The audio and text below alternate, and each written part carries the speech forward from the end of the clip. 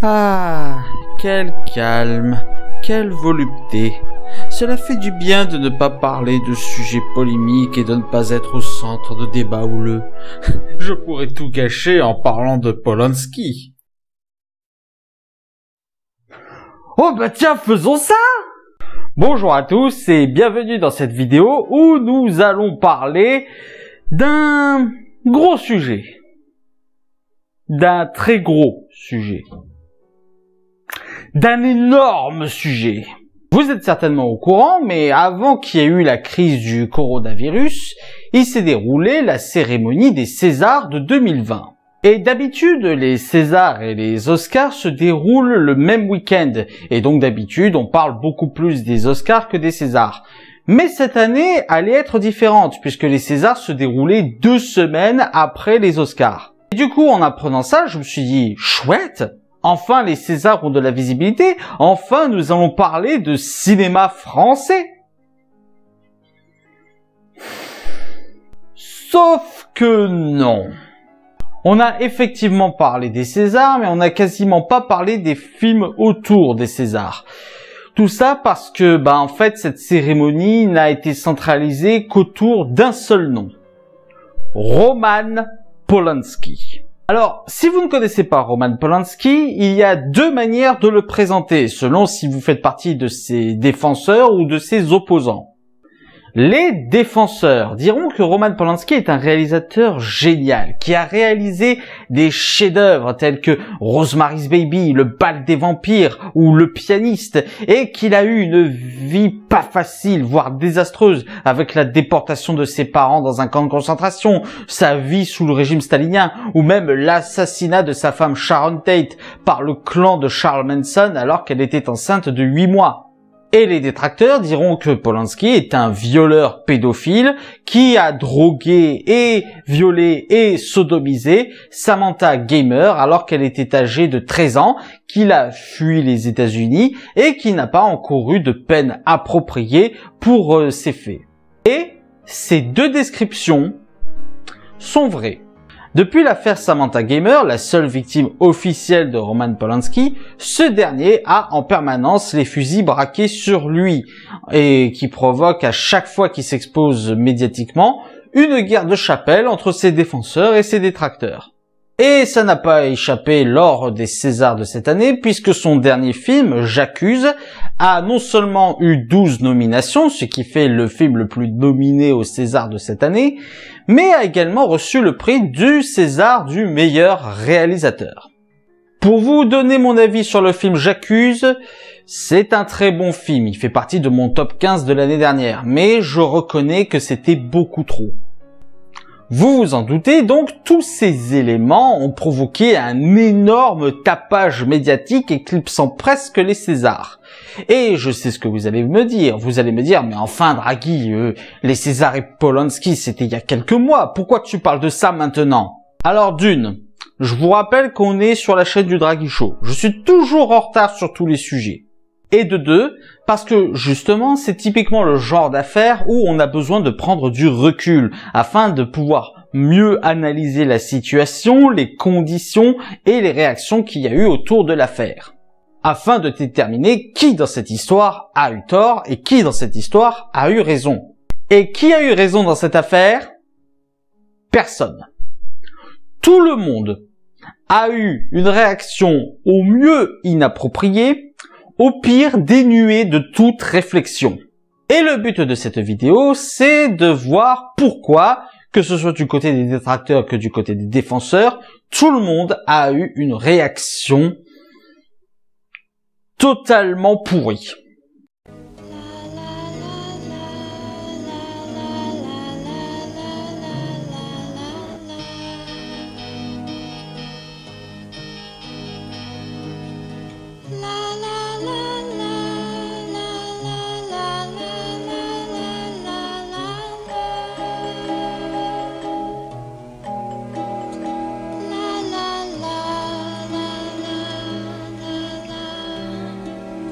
La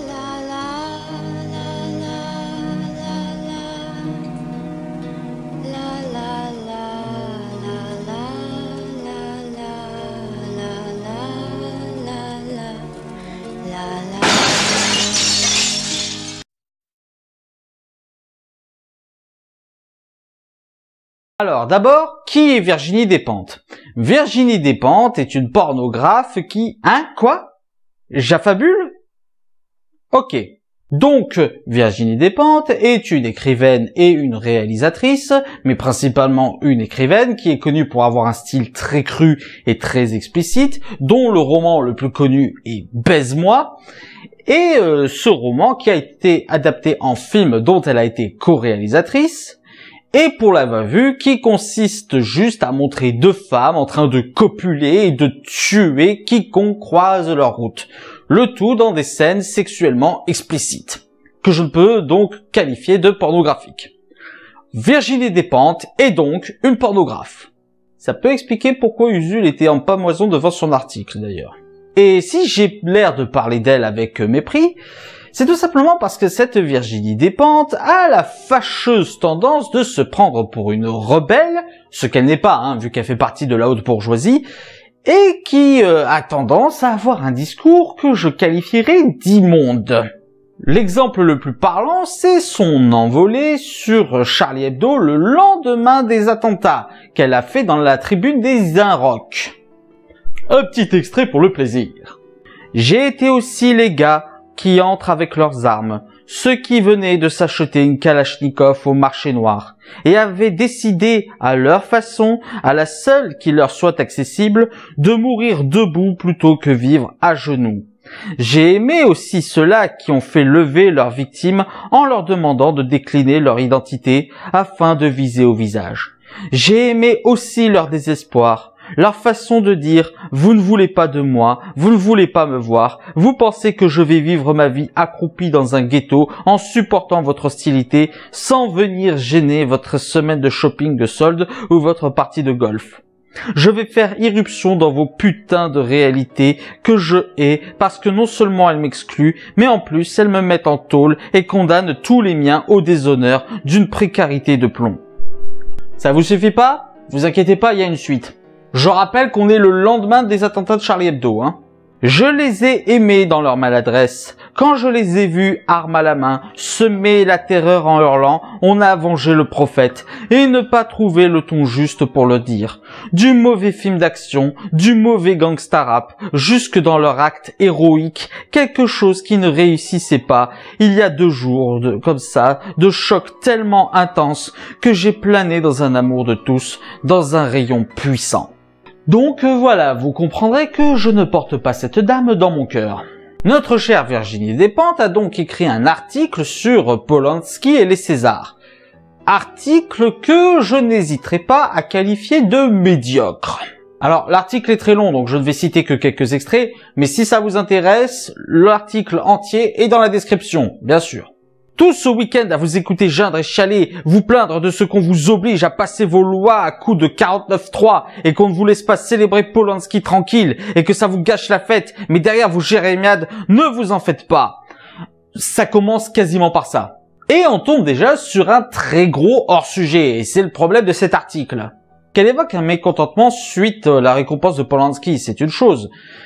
Mais là, elle ne fait qu'amalgamer plein de choses et ça la fait perdre en crédibilité. Vous savez, ça me fait penser aux complotistes du style « on n'a pas marché sur la lune, la terre est plate, les chemtrails, les vaccins, apparemment plein de sujets différents, mais apparemment dirigés toutes par les mêmes personnes. Vous trouvez ça ridicule? Je suis d'accord. Où serait le fun d'appartenir au clan des puissants s'il fallait tenir compte du consentement des dominés? Alors ça, c'est magnifique. Tout le long de l'article, Virginie Despentes parle comme si elle faisait partie des oppressés. Alors, je veux bien parler de la question du féminisme, sauf que non. Virginie Despentes reçoit encore des prix, elle reçoit encore des droits d'auteur, elle est payée pour ses tribunes et ses articles, et ses livres se vendent bien.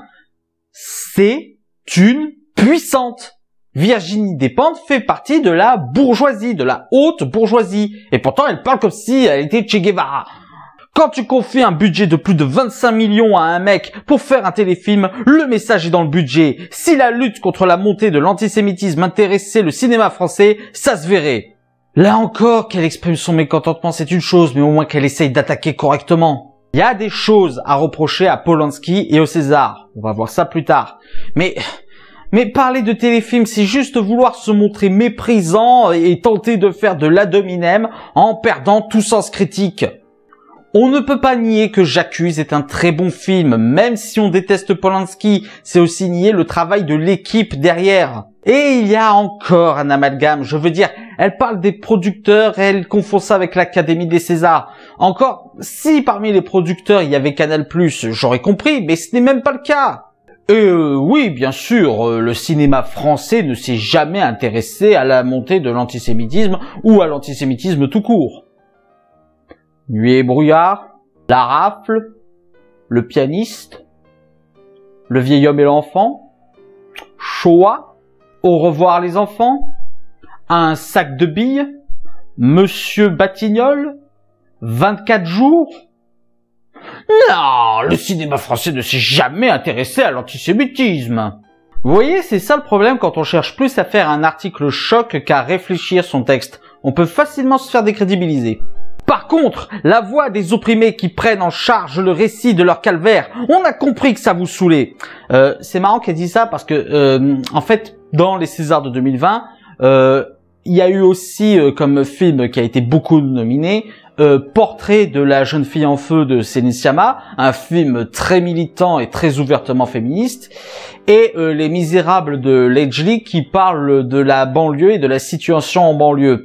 Et tous les deux, comme je le disais, ont été beaucoup nominés et ont été beaucoup récompensés au César. On n'a même pas besoin de rechercher des références obscures, ça devient grave. On applaudit les investisseurs, puisque pour rassembler un tel budget, il a fallu que tout le monde joue le jeu. Gaumont Distribution, les crédits d'impôt, France 2, France 3, OCS, Canal+, la RAI. Non. Non, juste non. Pour 25 millions, t'as pas besoin de rassembler tous les producteurs. Et puis vous savez, une simple recherche suffit. OCS n'a pas participé à la production ni à la distribution de J'accuse. Pareil pour les crédits d'impôt. Les crédits d'impôt, c'est quoi ça d'ailleurs? Ou même Canal+, ou même la RAI. Oui, mais 25 millions d'euros, c'est quand même beaucoup. 25 millions d'euros pour un film, c'est rien. Vous voulez des comparatifs? Alors, je vais être gentil, je vais prendre que du cinéma français, et je ne vais pas prendre des films EuropaCorp qui sont très proches du cinéma américain. Mais vous allez voir.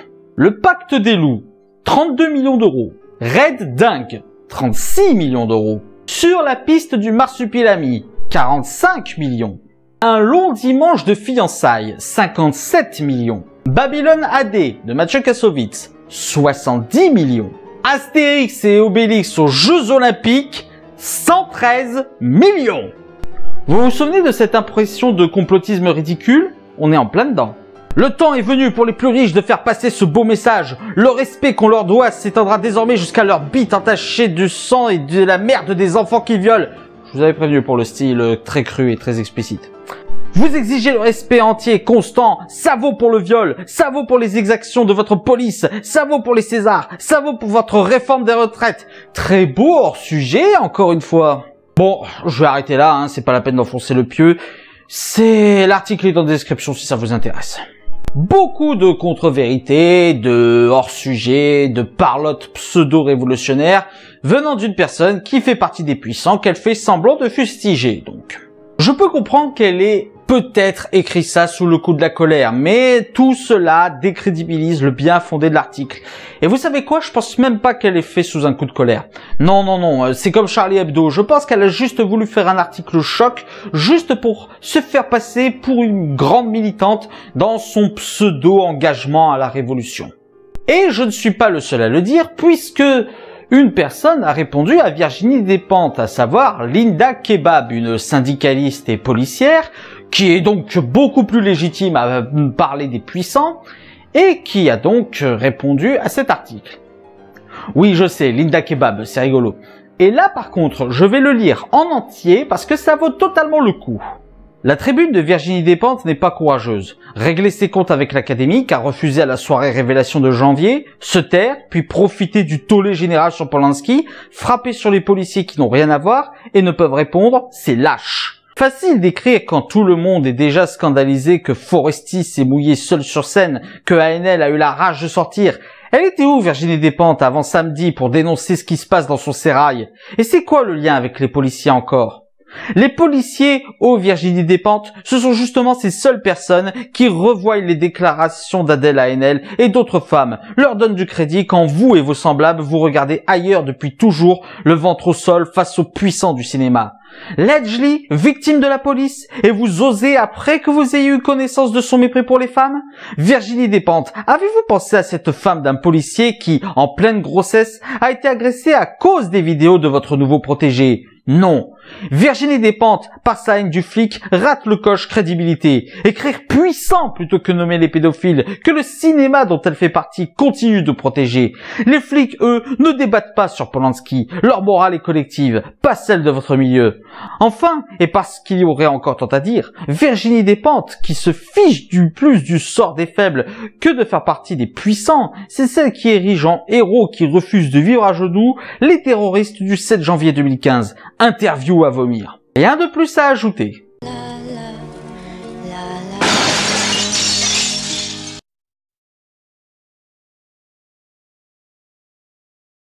Alors, c'est un secret pour personne, mais Roman Polanski est extrêmement protégé par beaucoup de bourgeois et de politiques.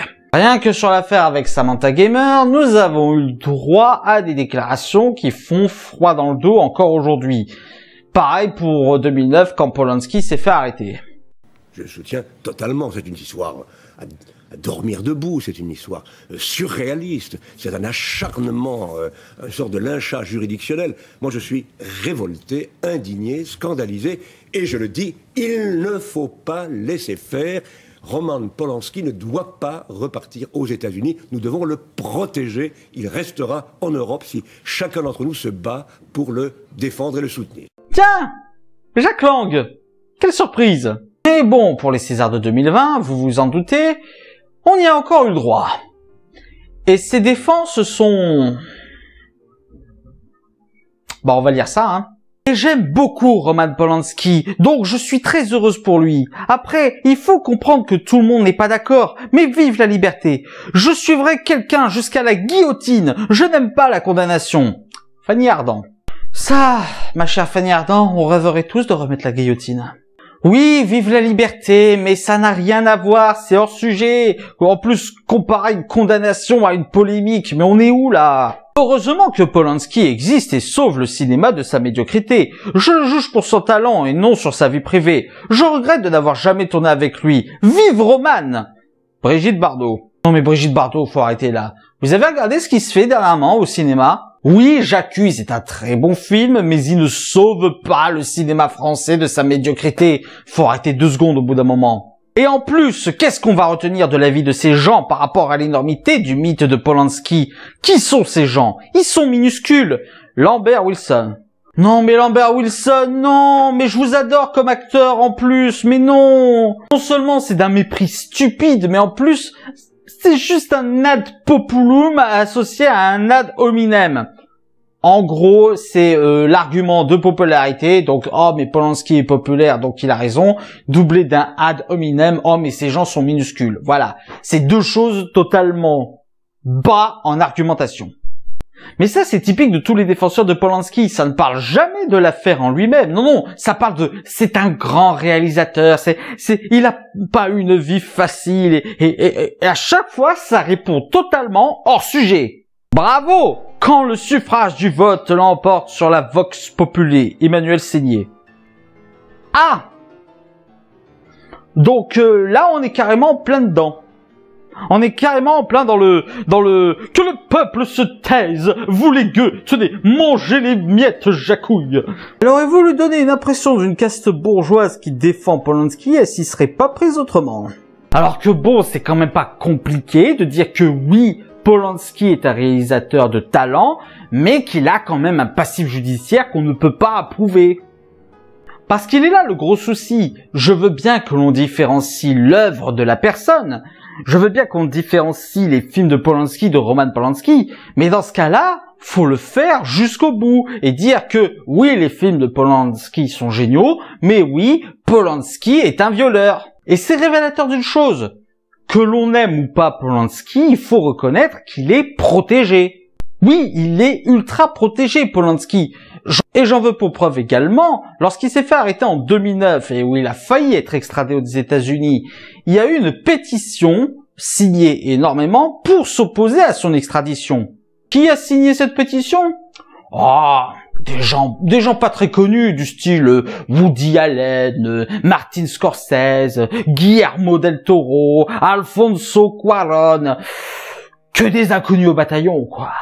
Bref, même si je n'approuvais pas les dires de pseudo-révolutionnaires à la Virginie Despentes, faut reconnaître que Polanski est protégé par une caste de bourgeois.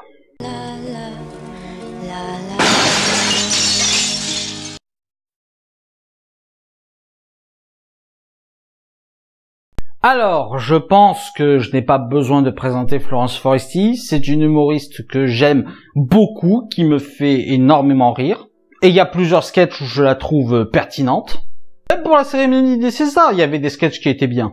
Mais, disons qu'elle a fortement loupé son coup pour les Césars. On va commencer par ce qu'elle dit au début de la cérémonie. De mon côté, j'ai décidé qu'Atchoum n'était pas assez grand pour faire de l'ombre au cinéma français et au reste de la sélection. Ok, oui, très bien. Ne pas laisser l'ombre de Polanski polluer la cérémonie des Césars. Je suis d'accord, je trouve ça très bien.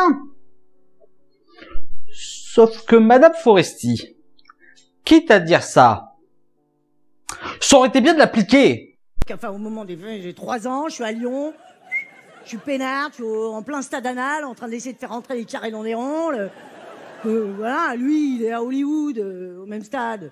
Alors lui, il va dans le passé, mais lui, il reste lui, de son âge. Mais la femme, c'est pas la vraie. C'est une qui a 30 ans de moins. Oh, me dit quelque chose, ce scénario. Grâce à Dieu, la pédophilie dans l'église. J'accuse la pédophilie dans les années 70. La quasi-totalité des vannes de Florence Foresti était portée sur l'affaire Polanski.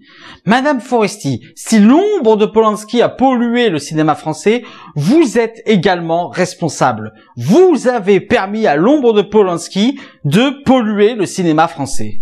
Polluer la cérémonie des Césars. Même votre promo de la cérémonie des Césars tournait autour de ça. Bonsoir, bienvenue à la cérémonie des Tonards, des Césars.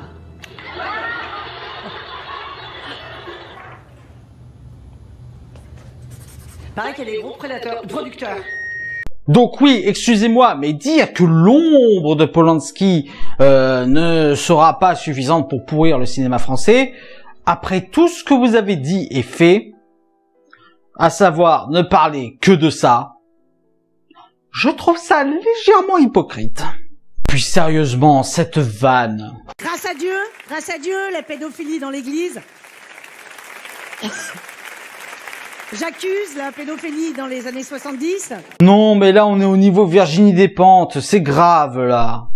Et vous savez ce que je trouve hypocrite également? C'est pas grave, ceci dit, ça compense parce qu'on a Les Misérables avec 11 nominations juste à côté, que des hommes.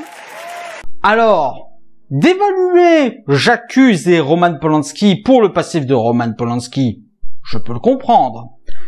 Mais pour ensuite porter Lajli en triomphe, est-ce que je dois vous rappeler, Madame Foresti, ce qu'a fait Lajli? À savoir participer à une expédition punitive pour enlever, séquestrer et tabasser un mec parce qu'il sortait avec la sœur d'un ami à lui. Dois-je vous rappeler qu'il incite à harceler Zineb El Razoui parce qu'elle a dit que les policiers devraient avoir le droit de se défendre en banlieue? Ce à quoi il a répondu, je le cite, « Quand on voit l'autre connasse, j'ai presque envie de l'insulter. L'autre connasse de Zineb El Razoui, qui incite les policiers à tirer sur la racaille de cité. Va te faire enculer. » Dois-je vous rappeler que Lajli a une énorme sympathie envers les islamistes et autres extrémistes religieux, au point que ça se ressent dans son film? Dois-je vous rappeler que Lajli a un énorme mépris pour les femmes et qu'à cause de lui, la femme enceinte d'un policier a été agressée? Dois-je vous rappeler tout ça, Madame Foresti, vous qui portez au nu les valeurs du féminisme, vous qui vous acharniez sur Polanski à la cérémonie de César pour porter en triomphe un type comme lui? Cet acte, ces paroles, Madame Foresti, ça transpire l'hypocrisie. Et je n'ai pas fini. Bon, vous l'aurez sans doute compris, les nominations de J'accuse ont fortement dérangé Florence Foresti. Et lorsque J'accuse a reçu le prix du meilleur réalisateur, Florence Foresti a décidé de ne plus reparaître sur scène parce que ça l'avait outrée. Alors oui, je veux bien qu'elle soit en colère, je veux bien qu'elle soit outrée, je veux bien qu'elle le prenne mal, mais à un moment donné, elle a dit oui.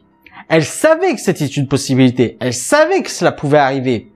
Elle a quand même voulu présenter les Césars. Parce que bon, c'est facile de faire des sketchs comme quoi, oh là là, je suis pas dans une position facile. Mais elle a dit oui, elle a accepté, on lui a pas mis un couteau sous la gorge. Enfin, j'espère. Donc excusez-moi, mais accepter ce poste en connaissance de cause, à un moment donné, faut assumer. Parce que le coup de « non, je veux pas revenir sur scène, c'est pas le film que je voulais, non », c'est d'une immaturité et d'une lâcheté crasse. Oui, j'ai bien dit lâche. Parce qu'elle a fui ses responsabilités, parce qu'elle a fui la cérémonie, parce qu'une récompense ne lui a pas plu. C'est tout. Rien que pour les 12 nominations, elle aurait pu démissionner. Elle aurait pu dire « non, je ne vais pas présenter les Césars à cause de ces 12 nominations ».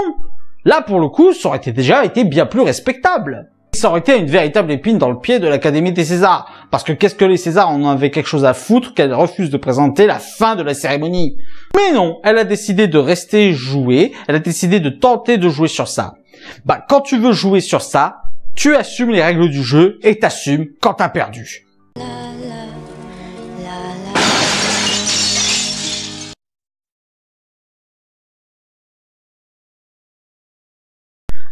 Ah!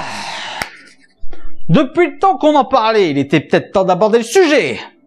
Roman Polanski a donné une interview pour son film J'accuse et au niveau des Césars de 2020.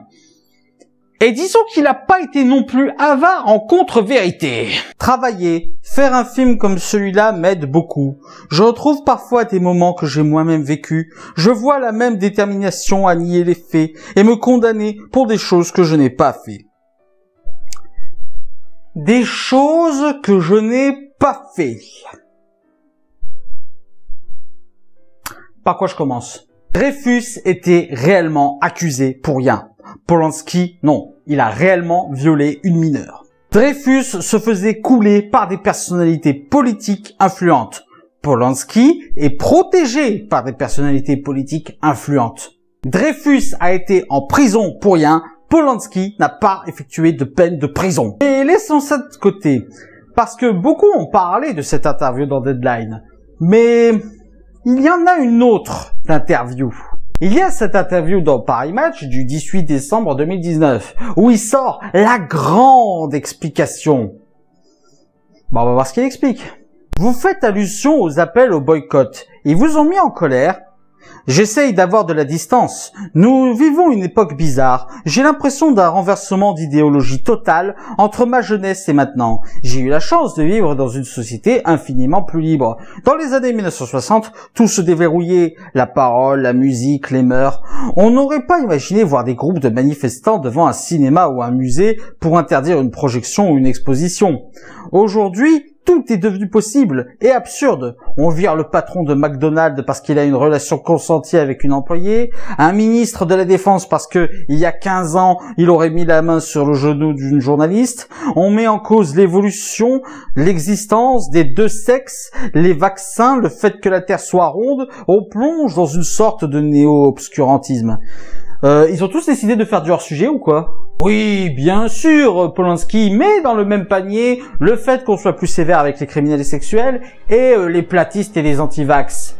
Tout est complot, je vous dis. Valentine Monnier assure avoir été poussée à prendre la parole à cause du titre de votre film J'accuse. Elle dit ne pas avoir supporté que vous puissiez vous identifier au sort du capitaine Dreyfus. Que répondez-vous? Où a-t-elle déniché ça? Les journalistes m'ont posé 30 fois la question. J'ai toujours répondu que jamais je ne m'identifierais à Dreyfus. Ce serait grotesque. Les déclarations ont été publiées 3 jours avant la sortie du film, mais tout avait été préparé à l'avance, prémédité. Bah moi j'ai déniché ça dans l'interview de Deadline, où vous dites que vous avez retrouvé des moments de l'affaire Dreyfus qui vous ont rappelé votre affaire. Ça s'appelle s'identifier, ne vous en déplaise. Vous considérez-vous comme une victime. Depuis des années, on essaye de faire de moi un monstre. Je me suis habitué à la calomnie. Ma peau s'est épaissie, endurcie comme une carapace. Mais pour mes enfants, pour Emmanuel, c'est épouvantable. C'est pour eux que je parle. Pour moi, je n'espère même plus changer le cours des choses. Ils souffrent énormément. Ils reçoivent des insultes, des menaces sur les réseaux sociaux. Les enfants me le cachent pour me protéger, mais je l'apprends par Emmanuel. De toute façon, y a-t-il encore des secrets de nos jours? Bien sûr, je suis responsable. En 1977, j'ai commis une faute et c'est ma famille qui en paye le prix presque un demi-siècle plus tard. Les médias se sont jetés sur moi avec une violence inouïe. Cette victimisation à outrance est à vomir. Alors oui, c'est regrettable que la femme et les enfants de Polanski se reçoivent des insultes pour ce qu'a fait Polanski. Ils n'y sont pour rien. Faut leur foutre la paix. Monsieur Polanski, on n'essaie pas de vous faire passer pour un monstre. Vous vous êtes donné vous-même cette image. Vous avez drogué une mineure, vous l'avez violée, vous l'avez sodomisée, et vous n'avez quasiment eu rien pour ça. Oui, un juge s'est acharné sur vous. Mais qu'avez-vous eu comme sentence? 3 mois d'évaluation psychiatrique? Dont vous n'avez même pas fait la moitié? Et vous vous étonnez qu'on s'acharne sur vous? Vous voulez que ça s'arrête? Allez aux États-Unis, ayez votre procès et recevez la sentence qui vous incombe. Ce dont vous parlez, c'est l'affaire Samantha Gamer, une adolescente de 13 ans qui vous a accusé en 1977 de l'avoir droguée et violée dans la villa de Jack Nicholson à Hollywood. Vous avez plaidé coupable dans cette affaire. Puis dans votre autobiographie, en 1984, vous avez écrit avoir été condamné pour avoir fait l'amour. Regrettez-vous cela aussi? Ce n'est pas Samantha, mais le procureur qui m'a accusé de ces délits. Je n'ai jamais plaidé coupable pour ces chefs d'accusation. J'ai plaidé coupable pour un rapport illicite avec une mineure. Oui, techniquement, vous n'avez plaidé que pour relation sexuelle illégale avec une mineure. Ça ne change pas les faits. Le fait, c'est que vous avez violé cette mineure. Monsieur Polanski, arrêtez de jouer la victime, surtout que vous n'avez pas eu de condamnation appropriée pour cela. Vu d'aujourd'hui, croyez-vous qu'un procès aurait été préférable? Je le crois. Mais il n'est pas trop tard, vous savez. N'était-ce pas pour vous le risque d'être lourdement condamné? Non. Il y avait à l'époque, dans le district, plusieurs cas de ce délit. Personne n'est allé en prison. Je n'essaye pas de minimiser mon acte, mais de donner une idée de la jurisprudence de cette période. Et bon, après, il explique des faits concernant sa condamnation. Mais retenez bien ça, il dit qu'il n'y avait pas le risque d'être lourdement condamné. Comprenez-vous que, désormais, la question du consentement d'une très jeune fille face à un homme bien plus âgé, vous aviez 30 ans de plus qu'elle, soit observée différemment? Ça dépend du point de vue. Que pensez-vous d'un très jeune homme face à une femme bien plus âgée? Je vous l'ai dit, les mœurs ont profondément changé. On oublie à quel point notre société a été plus libre, plus tolérante.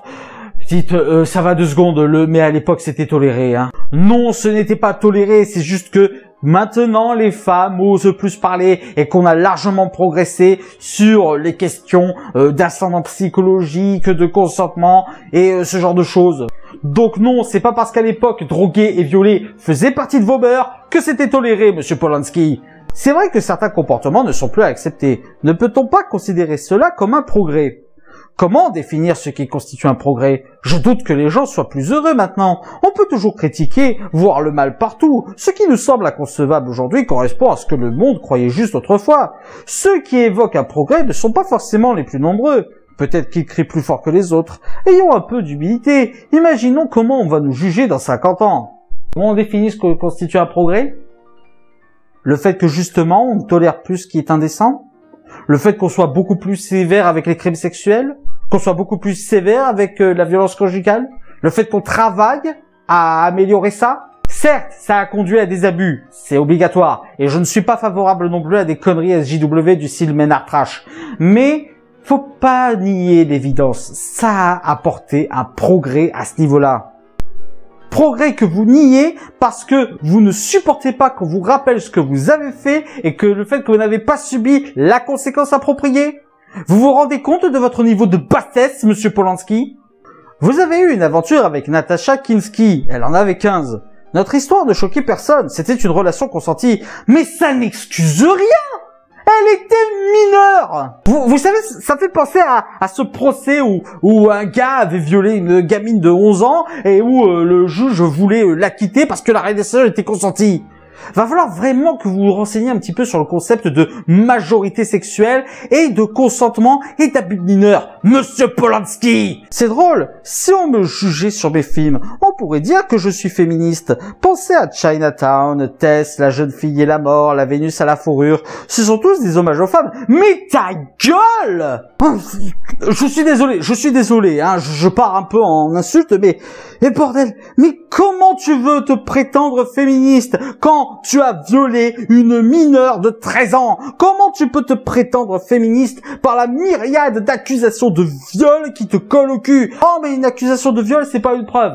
Une, non, mais 5, sachant qu'il a dit lui-même aimer les très jeunes filles, et sachant qu'il a un passif de violeur, tu vas pas me faire croire que sur les 5, il y en a pas une de vraie.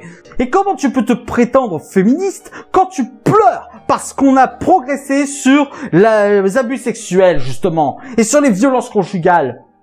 Alors oui, malheureusement pour vous, Polanski, c'est pas sur vos films que l'on vous juge, c'est sur vos actes. Et ceci en disent long sur vous. Retournerez-vous un jour aux États-Unis? Non, si je le faisais, on me jetterait en prison, alors qu'il n'y a plus aucun motif. Vous vous souvenez des propos à retenir? Donc d'un côté, tu dis qu'un procès aurait été préférable et qu'il n'y avait pas de risque de lourde condamnation pour toi, mais de l'autre côté, tu ne veux pas retourner aux États-Unis pour ne pas faire ce procès parce qu'il y aurait un risque que tu ailles en prison. C'est totalement contradictoire. Donc, Monsieur Polanski, si vous vous sentez victime d'un acharnement, si vous vous sentez vraiment bas à ce niveau-là, si vous en avez marre, que vous voulez que tout ça s'arrête, vous savez quoi faire. Et si vous ne voulez pas le faire, alors vous n'avez pas le droit de vous plaindre et encore moins le droit de vous poser en victime. Il ne s'agit pas de venger Samantha Gamer, non, il s'agit que justice soit faite, que vous receviez une condamnation appropriée pour ce à quoi vous avez plaidé coupable et que vous avez eu comme sentence, malgré l'acharnement d'un juge, seulement 3 mois d'évaluation psychiatrique dont vous avez fait à peine la moitié. C'est dire.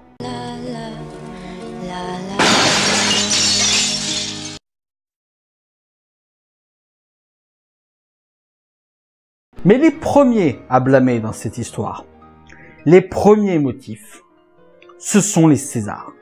Il y avait une occasion de parler du cinéma français, de parler de César, sans se faire polluer médiatiquement par les Oscars. Il y avait une occasion. Et qu'est-ce qu'ont fait les Césars? Qu'est-ce qu'a fait l'Académie? Ils ont cherché à faire du buzz. Et ne me dites pas qu'ils ne pouvaient pas savoir et qu'ils ne pouvaient pas prédire la polémique. Ils étaient déjà confrontés à une polémique en 2018 quand ils ont voulu que Polanski préside les Césars. Et qu'est-ce qu'ils nous ont fait pour cette année? 12 nominations pour J'accuse. 12. Alors oui, J'accuse est un très bon film, je ne dis pas le contraire. Mais 12 nominations? 12? C'est le film le plus nominé des Césars de 2020. Vous pensez que ça a passé tout seul? Mais ces nominations étaient méritées. Très bien, vérifions ça. Meilleure musique originale pour Alexandre Desplat. Juste non. La musique n'est pas mémorable. Au contraire, j'ai trouvé que les moments de silence, les moments sans musique de ce film étaient bien plus mémorables que les moments avec de la musique. Je dis pas qu'elle est mauvaise, mais elle est totalement oubliable et ne méritait pas une nomination. Meilleur son pour Lucien Balibar, Émeric Devolder, Cyril Holz et Nils Barletta. Bon, ça, déjà, je suis beaucoup plus d'accord. C'est vrai qu'il y a un travail sur le son qui est impressionnant. De toute façon, le film en soi est très immersif et c'est vrai que le son aide beaucoup à mettre une ambiance. Meilleur montage pour Hervé Deleuze. Non. Non. Je vois pas en quoi le montage de Hervé Deleuze est impressionnant. Non. Il est pas mauvais, mais il fait juste le café. Voilà. Meilleur décor pour Jean Rabas, là je suis d'accord, comme j'ai dit le film est très immersif et ça passe également par ses décors, je reconnais qu'il y a un énorme travail là-dessus. Meilleure photographie pour Paweł Eldelman, bon c'est vrai que l'imagerie de J'accuse est très belle, du coup je comprends la nomination. Meilleur costume pour Pascaline Chaval qui l'a remporté, totalement d'accord, encore une fois. Meilleure adaptation pour Roman Polanski et Robert Harris qui l'ont remporté, pourquoi pas, ça se défend. Meilleur acteur dans sa second rôle pour Louis Garrel. Totalement d'accord. Louis Garrel a effectivement livré une excellente performance dans ce film. Meilleur acteur pour Jean Dujardin. Pas franchement convaincu, mais pourquoi pas. Ainsi que meilleure réalisation et meilleur film. Donc, sur les 12 nominations, on aurait pu déjà en retirer 2. Le montage et la musique. Vous allez me demander, Bah, qu'est-ce que ça change, 12 ou 10? Ça change qu'au lieu que ce soit J'accuse qui soit le film avec le plus de nominations au César, ce soit La Belle Époque, Les Misérables ou Portrait de la jeune fille en feu. Ce qui aurait été bien plus acceptable et aurait témoigné de la bonne foi des Césars à ne pas chercher les ennuis. Et encore, certains avaient réussi à calmer le jeu en expliquant que ce n'était pas le réalisateur qui était approuvé, non, c'était l'équipe derrière le film, que ces nominations récompensaient surtout l'équipe. Et c'est pour ça que les prix pour meilleure adaptation et meilleur costume sont passés nickel. Parce que d'autres personnes étaient impliquées. Mais les Césars n'avaient pas encore eu leur dose d'ennui, alors qu'est-ce qu'ils ont fait? Eh ben, ils ont donné le prix du meilleur réalisateur à Polanski, parce qu'ils avaient mal digéré la polémique sur les nominations. Du coup, on va se foutre encore plus dans le caca. Oui, mais t'aurais voulu qu'il récompense qui? Bah, je sais pas, moi, Nicolas Bedos, François Ozon, Arnaud Desplechin, Céline Sciamma, bref, tous les autres concurrents qui étaient nominés pour cette catégorie. D'ailleurs, je comprends pas pourquoi Edmond de Alexis Michalik ne se fait pas approuver par les nominés. C'est un bien meilleur film que J'accuse. J'aime beaucoup J'accuse, mais Edmond... Bravo les mecs, hein. Juste bravo, hein. Il y avait des gens qui avaient réussi à calmer le jeu. Vous étiez enfin un peu sortis du bad buzz et vous récompensez Polanski. Pas J'accuse, hein. Polanski.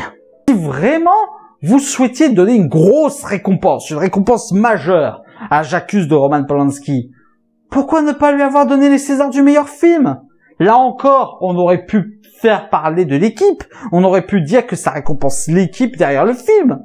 Mais en disant le meilleur prix du meilleur réalisateur, c'est Polanski que vous récompensez. Et après, vous osez vous plaindre d'avoir déclenché une polémique? Mais c'est vous les responsables. Vous êtes responsables du gâchis et de la risée du cinéma français.